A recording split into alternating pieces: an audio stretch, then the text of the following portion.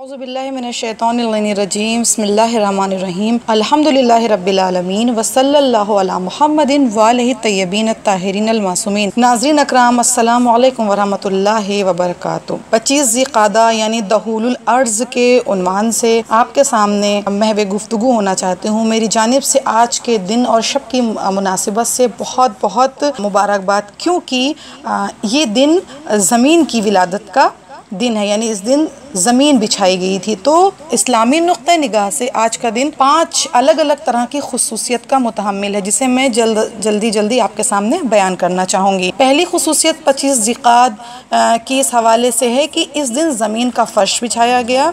दूसरी खुसूसियत ये है कि इस रोज़ पैदाइश हज़रत इब्राहीम अलैहिस्सलाम हुई। तीसरी खुसूसियत इस दिन की ये है कि आज के ही दिन पैदाइश हज़रत ईसा अलैहिस्सलाम हुई। चौथी खुसूसियत आज के दिन की है कि रसूलुल्लाह सल्लल्लाहु अलैहि वसल्लम ने सफ़र हज किया, यानी ये आखिरी हज था जो रसूल अकरम सल्लल्लाहु अलैहि वसल्लम की ज़िंदगी में रूनुमा हुआ।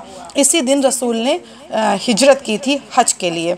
और पाँचवीं और आखिरी फजीलत है कि एक रवायत के मुताबिक जब नरजिस ज़हरा इमाम हुज्जत इमाम मेहदी और हादी का इंशाअल्लाह ज़ुहूर होगा तो 25 ज़िक़ादा का दिन उनमें से एक तारीख़ करार पाया है। सबसे पहली खुसूसियत जो आज के दिन की है उसका नाम है कि आज के रोज़ ज़मीन का फ़र्श यानी खाने काबा के नीचे की ज़मीन बिछाई गई थी। तो ये दहुलुल अर्ज़ का वक्त है। बहुत ही ज़्यादा फजीलत का तस्करा है। कुरान मुबीन का पारा नंबर 30 की सूरह नाज़ियात में तख्लीक़ कायनात के मुताल्लिक़ तमाम जो छोटी छोटी बारीकियां हैं उनका तस्करा हुआ है। 1.25 बिलियन साल से भी ज़्यादा के वक्त में ज़मीन बनाई गई। पहले आसमान, फिर ज़मीन, फिर 4 बिलियन साल कब्र सूरज से जुदा हुआ एक टुकड़ा, फिर उसके बाद आग का गोला, फिर उसके बाद आबी बुखारात का बनना, फिर उसके बाद बारिशों का सिलसिला, फिर पानी का फैलाव, फिर ज़मीन का उभरना और पहाड़ों का बनना। और इसकी तफसील और तावील को पढ़ने के लिए आप सूरह नाज़ियात और उसकी तफसील की इंशाअल्लाह तिलावत कीजिए। क्योंकि मक्के मुकर्रमा में खाने काबा है, लिहाजा तारीख़ में पूछा गया कि मक्के को मक्का कहने की क्या वजह है। तो मक्के का मतलब है यानी दहबा, यानी कि फैलाना।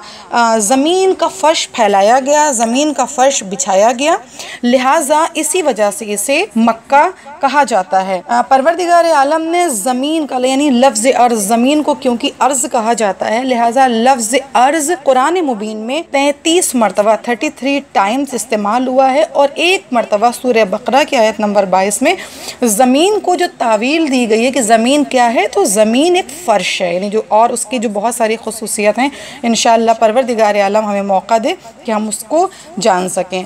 दूसरी फ़जीलत आज के दिन की उन्वान की ये है कि आज के रोज़ जनाब हज़रत इब्राहीम अलैहिस्सलाम की विलादत हुई। तारीख़ में जनाब इब्राहीम का तस्करा बहुत ज़्यादा है और तारीख़ इस्लाम में आपकी अहमियत और क़द्र व मंजिलत बहुत ज़्यादा है।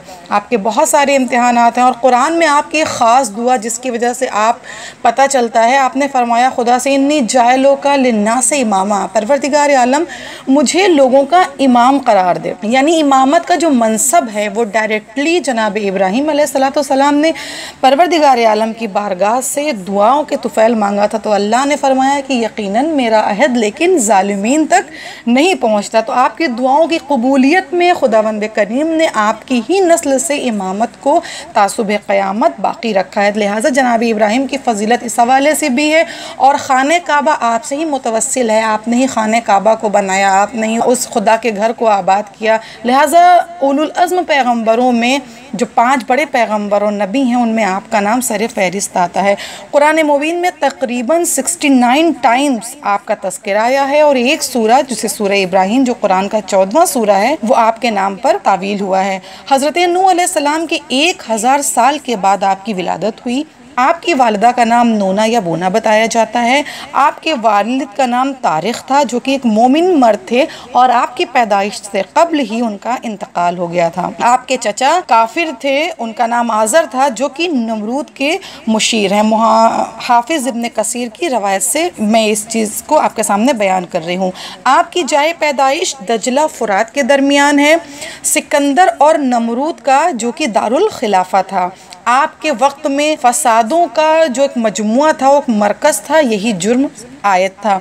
आपके दौर में 2 मोमिन बादशाह यानी जनाब सुलेमान और जुल्करनैन की हुकूमत रही है और 2 काफिर बादशाह गुजरे हैं जिनका नाम नमरूद और बख्तुन नस्र है। नमरूद को जब पेशन गोई हुई थी कि जनाब इब्राहिम अलैहिस्सलाम की विलादत होने वाली है तो उसका जो इक़दाम था कि आपकी विलादत ना हो सके तो उसने 1 लाख नौमौलूद लड़कियों का कत्ल करवाया और मियाँ और बीवी के दरमियान अलहदगी करवाई। लेकिन क्योंकि जो खुदा चाहता है वो हो करके रहता है। तीसरी और ख़ास फजीलत आज के दिन की है वो है कि जनाब ईसा अलैहिस्सलाम की विलादत हुई जो कि 570 साल क़ब्ल रसूल खुदा सल्लल्लाहु अलैहि वसल्लम के आपकी विलादत हुई।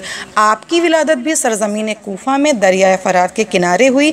आपकी वालदा जैसा कि आपको मालूम है हज़रत मरियम बिनते इमरान जो कि औलाद जनाब सुलेमान में से हैं। आप मस्जिद बैतुल मुक़द्दस की खादमा रही हैं। चौथी फजीलत आज की है कि आज के रोज़ रसूल खुदा सल्लल्लाहु अलैहि वसल्लम ने सफ़र हज किया। ये रसूल की हयात का आखिरी हज था जिसमें 1,24,000 फ़र्द शामिल हुए थे और इस हज को रसूल ने आखिरी हज के उन्वान से अंजाम दिया और यही वो हज था जिसके अख्ताम पर आपने वो तारीख़ी ऐलान फरमाया जिसके लिए परवरदिगार आलम ने कुरान में हुक्म दिया, पर ऐ मेरे रसूल अगर ये हुक्म ना पहुँचाया गोया तुमने कार रसालत का कोई काम अंजाम ना दिया।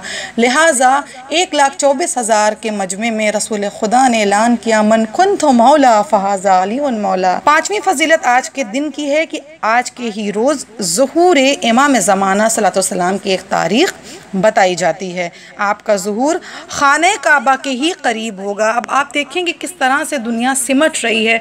आज के ही दिन दुनिया को परवरदिगार आलम ने दुनिया का फ़र्श भी बिछाया है और जब ज़ुहूर अपनी आखिरी हुज्जत का करेगा तो ज़मीन को समेटते हुए उसी मकाम उसी सरज़मीन मक्का उसी खाने काबा से ज़ुहूर इमाम महदी अज्जलल्लाहु ताला फ़रजहु शरीफ इंशाअल्लाह होगा। आज का दिन तारीख़ में बहुत ही ज़्यादा खुसूसियत और दुआओं की कबूलियत का मुतहम्मिल है और क्यों ना हो आज की ज़मीन की विलादत भी हुई है, 2 अम्बियाओं की विलादत हुई है और ज़ुहूर इमाम ज़माना का दिन भी आज का दिन ही करार पाया है।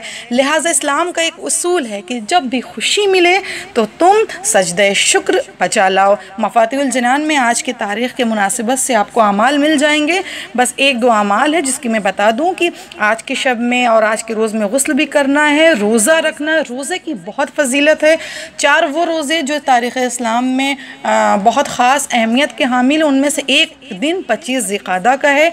एक रवायत के मुताबिक 60 महीनों के रोज़े का सवाब मिलेगा, दूसरे रवायत के मुताबिक 70 साल के रोज़ों का सवाब मिलेगा और तीसरी रवायत के मुताबिक 70 साल के गुनाहों को महव कर देता है अगर आज के दिन कोई इंसान रोज़ा रखता है। और आखिरी बात आपके सामने अर्ज़ करूँ कि आज के दिन और शब में इमाम अली रज़ा सल्लल्लाहु अलैहि वसल्लम की ज़ियारत करना मुस्तहब करार पाया।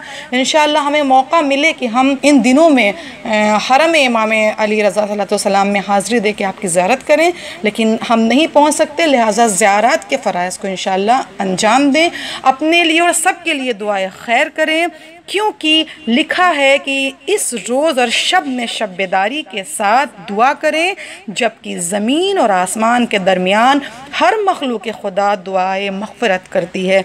हम आज के पुरशोभ दौर में हमें दुआओं की कबूलियत की बहुत ज़्यादा ज़रूरत है। लिहाजा इंशाअल्लाह हम दुआएं करें और शर्फ़ मकबूलियत अपनी दुआओं को बारगाह इलाही से बतौफ़ीक़ चाहदा मासूमिन इंशाअल्लाह ले सकें। वाखिर दावाना अनिल हम्दुलिल्लाहि रब्बिल आलमीन।